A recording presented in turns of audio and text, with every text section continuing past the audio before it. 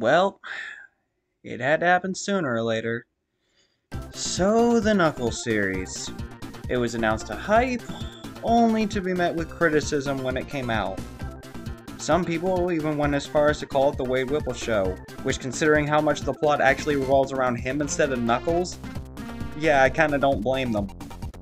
I mean, just look at the runtime for the video on Knuckles fighting throughout the show, and I think that says all it needs to.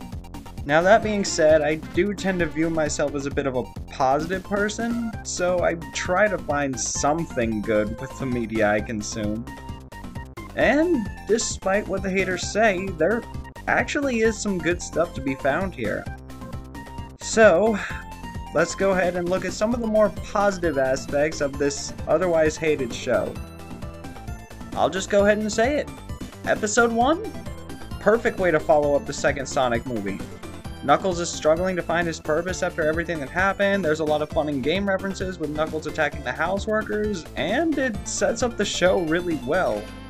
You can tell this episode was directed by Jeff Fowler because it keeps the consistency of what made the movie so good.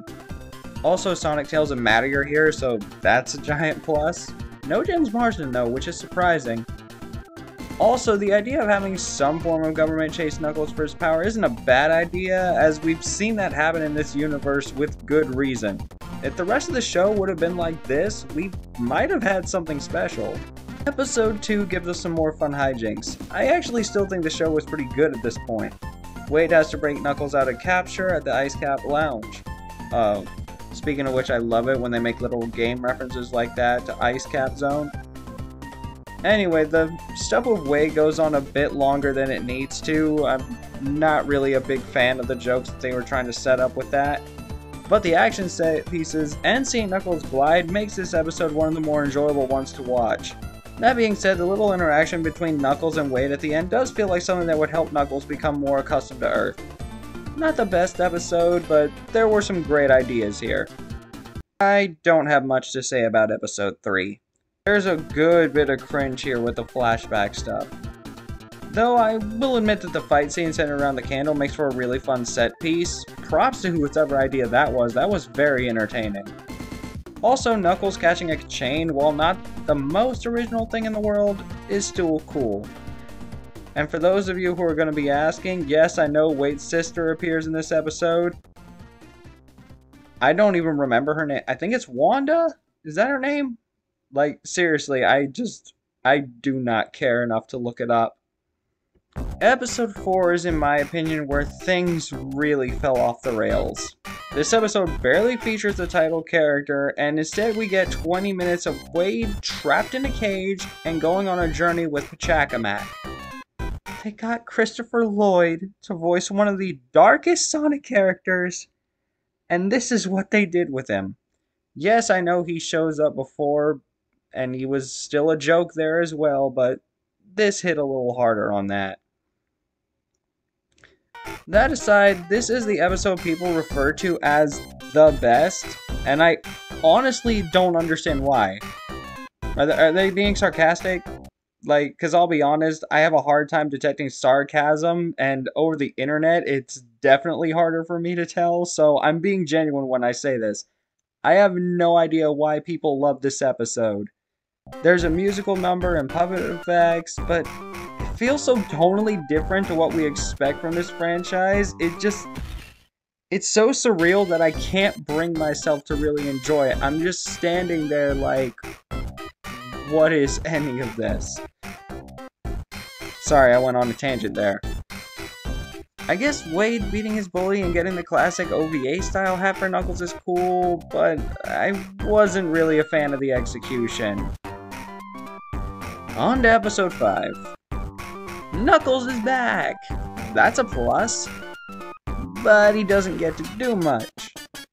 He tries to give advice to Wade in a scene you've probably seen in many other movies and shows. On the one hand, I can respect them trying to wrap up Wade's arc, but it goes on way too long, especially in the next episode. But this is supposed to be a positive review, so let me just say that when the agents kidnap Wade's family and want Knuckles in their place, I was genuinely impressed with the twist that Knuckles was listening the entire time. Is it the greatest writing in the world? No, absolutely not. But it does show that the writing team was at least trying to make something compelling. Final episode. The flames of disaster! Okay, I have no idea why this became a meme and blew up on my Twitter feed, but that fight scene is one of the best parts of the episode. To be fair, most of the rest, even when that fight scene is going on, is Wade bowling against Pistol Pete. Seriously, they got Wesley from The Princess Bride, Cary Elwes, and this is all we get. Okay, fair enough. But Knuckles defeats the bad guy, Wade wins, the announcers allude to an event that happened 50 years ago, which I'm waiting to see how it ties into Sonic 3, and then Knuckles finds his jam with the song The Warrior. And that's the show. And as you can probably tell from this review, there came a point where the show lost me. Or at the very least, turned from a watch of interest into, where is this going? So where did it all go wrong? In my opinion, the show slowly got worse with each passing episode, not counting 4, that one is just a fever dream. It started out promising, but as the show shifted more and more onto Wade and bowling, even during serious fights which just led to tonal whiplash, the more it just became uninteresting. When I put on a show called Knuckles that's based on the Sonic series, I want to watch it for Knuckles doing things from the Sonic series. And this is coming from the guy who defended Wade back in my Sonic 2 review. Go watch that if you haven't, it's one of the best videos I've ever made. I still think he's a good character, but he got way too much focus here that really detracted from a character we should have been spending more time with. All in all, this show falls flat because it doesn't properly utilize its title character. I know CGI is expensive and it was never going to be as engaging as the movies, but there were still ways to incorporate Knuckles without sidelining him. The worst part about this to me, though, is that this is the only piece of Sonic movie media with a positive critic score on Rotten Tomatoes, which is more proof that critic opinions on that site mean nothing. We will never forget, and we will never forgive you for this. But, avoiding probably poor taste jokes for a second, I'm afraid that this being the quote-unquote win for the Sonic franchise will lead Paramount to learn the wrong lesson. Thankfully, the Sonic 3 trailer showed us that the team is embracing our colorful bunch of heroes, and hopefully will give them more time to shine. Especially my boy Tails, I need to see more of him. But, back to the topic at hand, Knuckles wasn't the worst show in the world. But it did sadly leave a lot to be desired. Thank you for watching. Have a God bless day, everyone.